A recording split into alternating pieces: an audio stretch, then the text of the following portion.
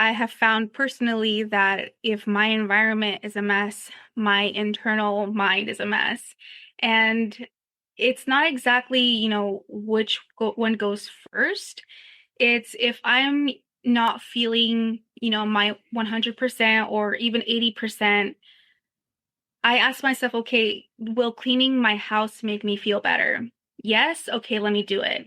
Welcome to Talkin' Shit, the podcast where we get real about the unfiltered truths women face in the quest for perfection. I'm Jana, your host, a dietitian and fellow woman navigating the pressure to have it all together, the perfect body, career, relationships, and making it all look effortless.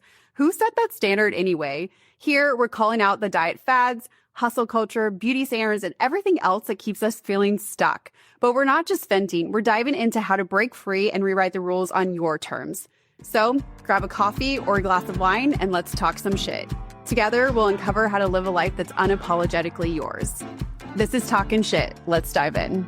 Welcome back, everyone, to the Talkin' Shit podcast. I'm very excited to have Jazmin on the podcast today. Now, we're going to take a little shift in topic. So I know I'm a dietitian. We talk about weight loss and blood sugar management, but today we're really going to talk about organization.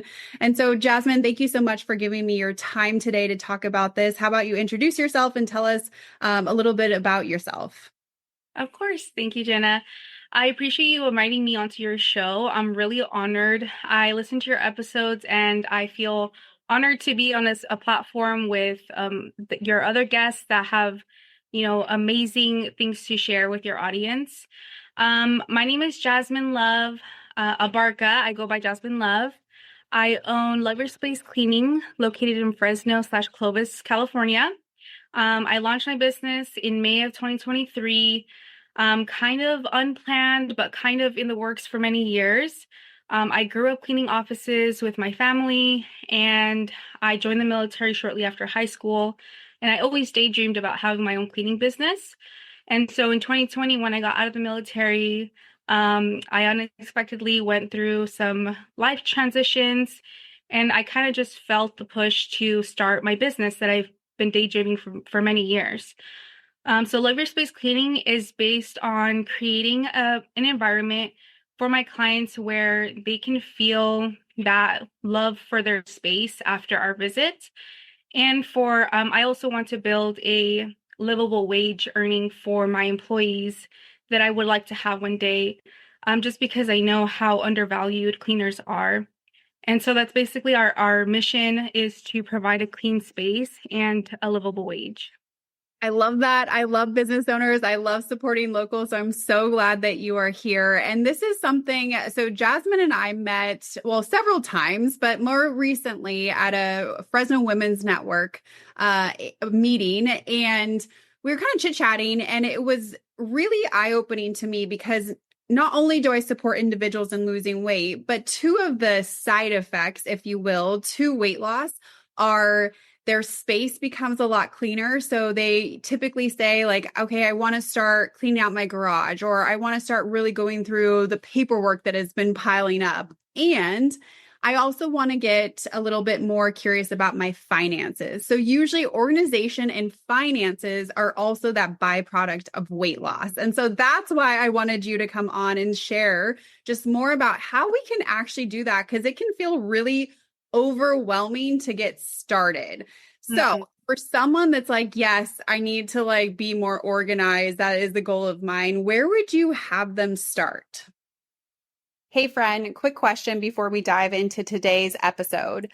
Does dinner stress you out more than it should? Because if you're like most women I talk to, figuring out what to make every single night feels like another full-time job. So if you're tired of the daily what's for dinner stress, I've got something just for you. I've created the What's for Dinner guide with 50 quick, healthy, and blood sugar friendly recipes that are perfect whether you're cooking for yourself or your whole family.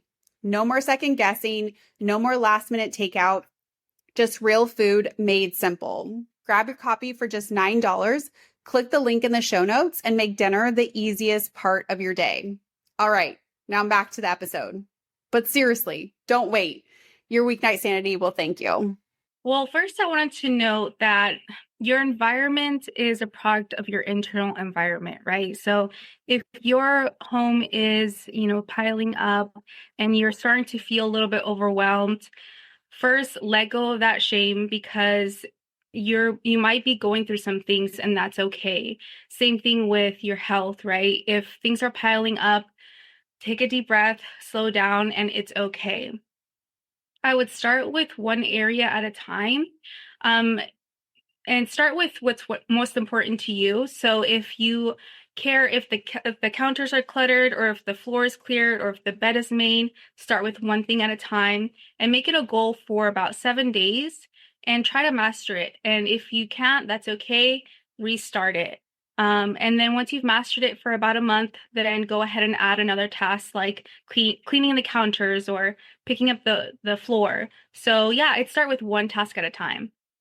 Yeah, and before we started recording, I was sharing with Jasmine, it's so interesting because how we would start tackling the organization or the cleaning aspect is very similar to how we would start changing a diet or getting into an exercise plan is we want to work with our brain to not feel so overwhelmed because when we feel overwhelmed, we don't take that first step. And all we're looking to create is that first step that creates some momentum, like you said. And there's actually so much research out there of like making your bed and what an impact it has on your day and also your environment.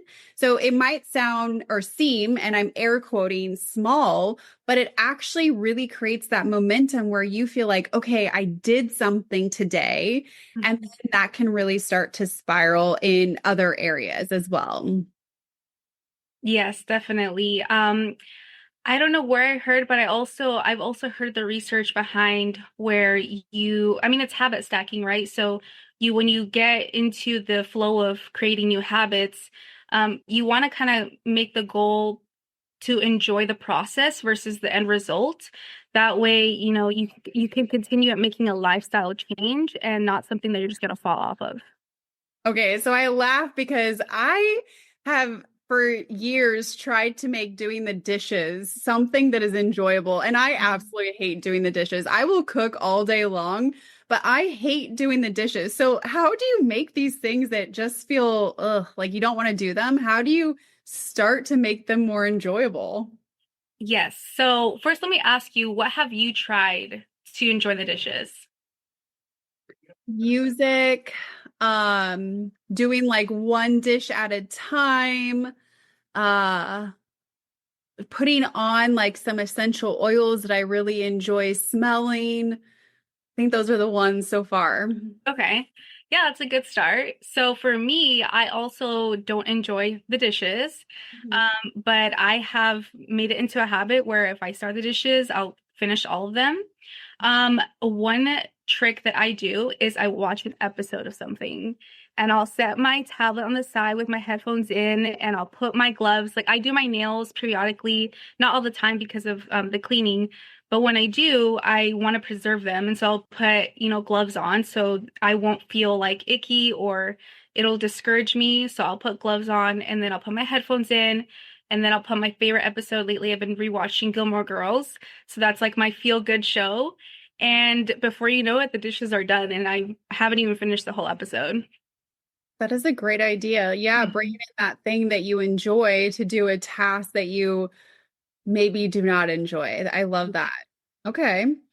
So what are your like are there daily cleaning processes that you'd have like every day you say, okay, I'm going to clean this because it really kind of allows my house or my space to be maintained or what does that look like? So personally, I just like to declutter. The deep cleaning I like to have for a day where it's my schedule is open and clear because I really find it therapeutic to deep clean. But my goal is just to have things decluttered. So I use a system called I mean it doesn't really have a title. If it does, I just say that everything has a home. And so I find a home for everything. And if I don't know where that home is, that I will create kind of like a one spot where everything that doesn't have a home will go. So that'll be its new home until I find it a home. And then I'll also ask my fiance to help find homes for certain things. because I don't live alone. It's a process to kind of create a routine for multiple people. That way, like not everyone's putting things in different places, and then you lose things, and you have to ask where they're at. So yeah, just finding a home for everything, and when it comes to finding a home, just making it less, don't overthink it. Just say, where do I reach for this the most often? And I'll just place it there. If you're a more aesthetic person, then maybe finding storage, kind of aesthetic storage solutions, like bins or baskets. I love bins and baskets. I can just throw things in there. I have a charging station in my living room where it's just a cute little basket and all of our tablets go in there and our chargers are just connected and you can't even see them. So just finding what works best for you. And that's pretty much I try to keep it simple, put everything in its home and its place and release the rest. And some days things will get back in their homes and then some days they won't, but I'll ask for help or tap in my fiance if I need that extra help. I love that. So I think it really helps with that decision fatigue, right? Like at the end Mhm. of the day, there's so many decisions to be made. And when it comes to like organization or cleaning our space, that is one more decision to make. And so if you can create these home bases for each item, it really can help with that decision fatigue aspect. Also, it saved time. Like I have this for like cords. I realized like my cords were everywhere. So I just made a little spot that no matter what the cord was, I just put it in there. And so I know the one location where all my cords are going to be. And so I'm not searching the entire house when I need to find it. So it not only reduces that decision fatigue aspect, but it also helps save time of like, where the heck is this thing when you need to find it? Yes, definitely. That's another aspect that, I take into consideration is I have so many things on my plate and if I need to add a task, I'm going to find the easiest way to do that just because I know it's going to take up less energy and I'll be able to have more energy for the things that you fill my cup. I think that's a really big one, actually. Can we explore that a little bit more? Because a lot of people will share with me like they feel like it has to be like hard or complicated in order for it to work. And the more, like, even in my own experience and also with talking with other experts, it's the exact opposite. Like, the most successful people are finding strategies that make it simple and repeatable, not to where it feels, again, going back to that overwhelm aspect. And that's what I'm hearing you say too, right? Is like, we want to make this very simple because we want you to actually engage in it. Yes, and I think that goes back to what we were taught or what we were raised with to believe, what kind of influences we're allowing to affect our beliefs. Because I think that kind of belief comes in when you're listening to someone else's ideas, what works for somebody else versus what works best for yourself. I think nowadays we're learning more about ADHD and anxiety, and before we didn't really consider those factors, and we kind of just followed the regimen, right? Have things a certain way if an older parent told us that's how it should be. So kind of releasing those beliefs and just asking yourself, okay, what works best for me? What's my flow? What helps me feel at ease? And just starting from there, I think really makes a difference. Yeah, man, even answering that question makes a difference, right? Because and I'm a huge, so I am a behavioral based dietitian, which simply means is I look at the behaviors that people engage in on a daily basis and how it impacts their health. And this is all behavior, right? Like how does it all add up? And each person has a different behavioral pattern that does work or not work for them. And so that's what I'm hearing you say is we want to just get curious about what is going to work for your lifestyle, your routine, your environment, what you want your environment to look like, because it doesn't need to look Instagram ready. Like that's a very high standard to keep to, especially like I found like Sunday, Monday, it might look good, but come Friday, my house is a mess. Like there's just so many things. And then I have to clean them up, but I've had to give myself permission to make that okay because the type A perfectionist, like neurotic side of me is like, you're failing. Like, do you hear people say that too? Yeah, I think I've seen it in some of my clients, when I arrive and they're like, I'm so sorry the house isn't picked up. And I'm like, this is fine. Like, I can work with this. And I can just feel like the anxiety and the pressure that they have on themselves. And it may have been, instilled by, somebody else. But yeah, definitely just letting go of where, or realizing where that pressure is coming from, where it stems from. Um, and really evaluating, is this something that's helping me or hurting me? Okay, what is the etiquette on that? Because I know like everyone that will clean their house before someone comes over to clean their house. What is the etiquette? What does that look like? Yes. So you want the house picked up, right? And I can tell when a client, has been, and I haven't really experienced this a lot. Most of my clients have been very courteous and considerate. And so they try their best to pick up, but they also have grown kids or little kids, and they can't like manage everybody. And so I understand, like, if I walk into a room, I can tell the parent try their best, but the kid came in after them and dropped a toy, and that's fine. I can pick that up. Um, I think the line is, the effort and the intention more than a specific, um, criteria. If I can tell they tried, or if they made an effort, or if they acknowledged, that's fine for me.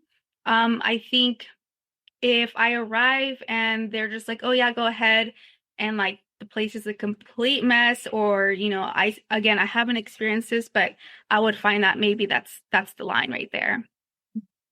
That makes sense.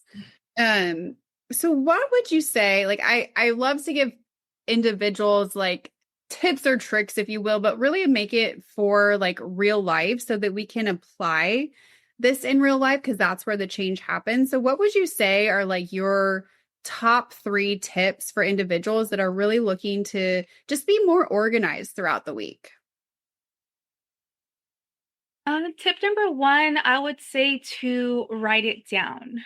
Start with pen and paper, writing down, okay, what does organized look like to me? Because that can look like different for everybody, right? And so, pen and paper, step one. Step two, start with the end in mind. So what does organization look like to me? What if a couple papers are on the table, but the kitchen counters are cleared? Is that good enough for me? And then just evaluating week by week or day by day if that's good enough. If not, readjusting, that's fine.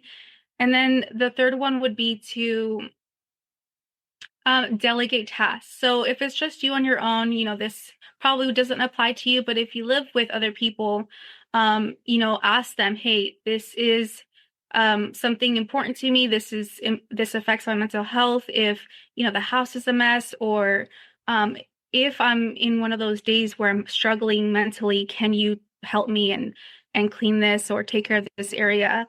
If you live on your own, give yourself that grace to go back to it. And then having that, plan on the paper allows you to go back and be able to just, not let it take up space in your mind. Just writing it all down and then giving yourself grace to readjust as you go. Yeah. Okay, you said something really important. I hope individuals caught it. You said delegate tasks, particularly for your mental health. Hmm. How is your environment connected to your mental well-being? Oh, it's directly related. I have found personally that if my environment is a mess, my internal mind is a mess. And it's not exactly, which one goes first. It's if I'm not feeling, my 100% or even 80%, I ask myself, okay, will cleaning my house make me feel better? Yes, okay, let me do it. And if the answer is no, then I'm like, okay, I'm gonna release that pressure and I'm gonna ask myself what will help me. Maybe it's taking a bath or going for a walk, and I focus on that first. And then once you check those things off, ask yourself, okay, do I need the house clean? So it's really based on how you're feeling and what will help in that moment. But I think if you want to use your environment as a marker, you can start noticing, being more aware. Okay, if the house starts piling up, this is how I know, like, I need to slow down. I need to do some self-care. I need to ask myself the questions that really matter.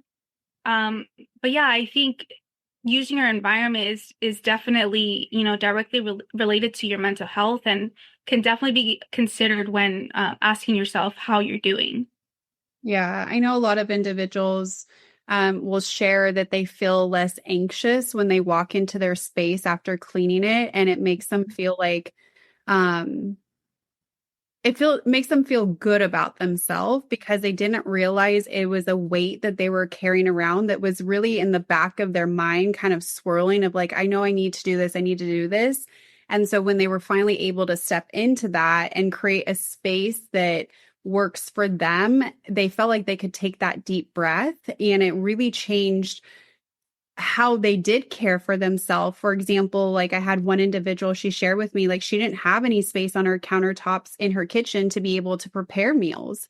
And so she didn't want to prepare meals at home. So she would go out to eat. And once she started cleaning her kitchen and creating that space that really did work, she was then able to make more meals at home. So this is where I always like to really root cause what's preventing us from engaging in a behavior that would be really good. And maybe it's not even what we notoriously have thought about. There's so many different things that we think about on a day-to-day basis and that impact our health. Yeah, definitely. And that brings me to the point of when you should start reaching out for help, right? If you're at the point where, you've been writing down for maybe, let's say, 2 months now that you want the house cleared, but you just cannot get it to your ideal cleanliness, maybe consider bringing in some help, like a cleaning company or even just a family member that you trust. If you live by yourself, reach out and say, hey, I really need help. Just because, yeah, addressing the things that are stopping us, you know, don't have any shame or any embarrassment. This is for your own good, and the people around you will support you no matter what. Yes, there is no shame in this game, right? Mhm. I say this often is if you need support, you need support. There's nothing wrong with it. What becomes the issue, and I'm air quoting that, is that we keep saying we're going to do something and then we don't do it. And then we feel more overwhelmed versus saying, you know what? This is really, I'm not able to do this on my own. I'd really like some support. And I do use that verbiage versus help because sometimes when we say I need help, it makes us feel weak versus if Mhm. we say we need support. Well, you still have to do the work, right? Like you can't Yeah. get rid of it, but we're going to bring in some support to kind of help encourage you, talk through it, right? Like get these so that we have the momentum and you actually see that progress that you so desire. So certainly nothing wrong with that. Yeah, absolutely. And and I always say, like, even with creating healthy habits or having a clean home or hiring a cleaning company, there's always some kind of stigma to it or some kind of shame. I'd say just start there, releasing the shame. I'd say that's step number one, because a lot of the times that could be what's stopping us right immediately. So just let go of that shame and that embarrassment and just really face, what do you really need? Okay, so can we name that more specifically? Because I envision like some people, and this was me, like I did not think I had shame around this, but what would someone be saying to themselves that has shame around having someone say, come and clean their house?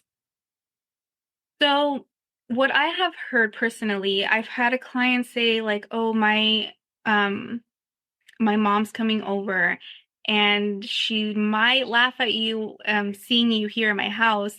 And I'm like, "Why?" And she's like, "Because I hired a cleaner. This is something that she thinks I should be able to do." And so I noticed that and I'm like, "Wow, like that must be tough having like that pressure from, external support um, you know, telling you that you should be able to do X, Y, and Z, but knowing that you can't. Like I think that's immediate, shame from an external source. Um, so not exactly what you're telling yourself, but what you could be hearing from, outside. Mhm. Another thing that you could be telling yourself is I can do it. I can do it. And and like I said, if you're writing things down, that's accountability. Look back, 2 months, 3 months in the past. If you could do it, it would have been done by now. Maybe you don't have to, hire a cleaning company, but admit it. Admit that you can't do it, and that's okay. And and that's another thing. When you say you can't do it, you have to give yourself grace. It's not that you are failing or you're being defeated. You're just allowing yourself to be where you're at that moment. Okay, I got goosebumps on that because I think you just gave a lot of women in particular permission to not have to do and be all the things all the time. Hmm. I think that that is very societally, family, culturally driven, and it usually lands on the woman to take care of it all. And if you can't take care of it all, there is something wrong with you. Yeah. And if we're talking shit here, Jana, Please yeah, do. Please do. absolutely. I have been like pondering on this huge like pressure that I felt unknowingly since I was young. There's just so many expectations on us, and we don't realize it until we're struggling or we see our counterparts not struggling the same way we are. And it's really, really unfair, but all we can do is just take back our control, right? No one is going to give us that control but us. Yeah, I want to sit with that just a little bit because I think that's a big one of giving yourself permission to create a plan that does work for you. But I know firsthand in my own life, I really struggled with that because I mean, if you knew me as a child, like my room was spotless. I was type A neurotic perfectionist. And as I got older, I couldn't keep everything in the air. And I really thought that there was something wrong with me because I couldn't keep to my own standards on that. And so when I finally asked for help, I felt like such a failure of like, I couldn't do it all. And I've had to really work through that a lot to be like, no, I can do it all, but I'm going to need some support and I'm going to need more hands than just my own because I have a lot more to do in this world than cook, clean, whatever else you add to that. Yeah. And so I think a lot of women could likely really resonate with that. Yeah, definitely. That pressure, I mean, I don't want to pry, but do you think that idea or standard stemmed from an external source, or is that just something that, you've had innately?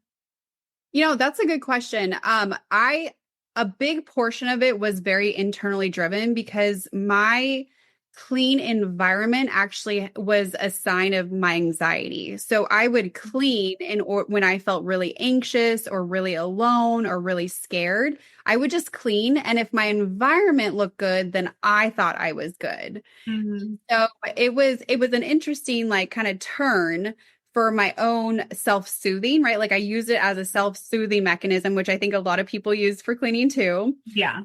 But it would get like I just couldn't keep that up as I was stepping into school or career or a lot of other commitments. I wasn't able to keep that same standard. And so then that created more anxiety for me because of my own thought of what I needed to look like in order to be a good woman. And I think those are the moments where we, as we're reparenting ourselves, remind ourselves that, it's okay and take it one day at a time. Because when we just keep going, we don't stop and pause, it could definitely feel like I'm doing something wrong. But no, you're just having a day and that's okay. And especially the way our bodies work as women, like it's going to fluctuate and we need to be in tune with that, or it's just gonna feel like we're completely out of control. Yeah.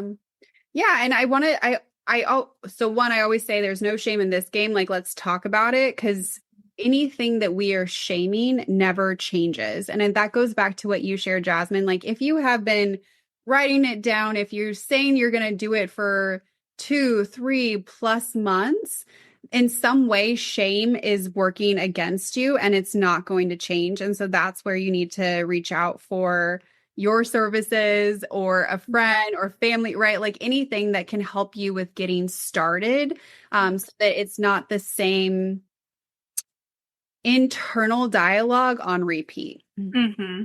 Yeah, definitely.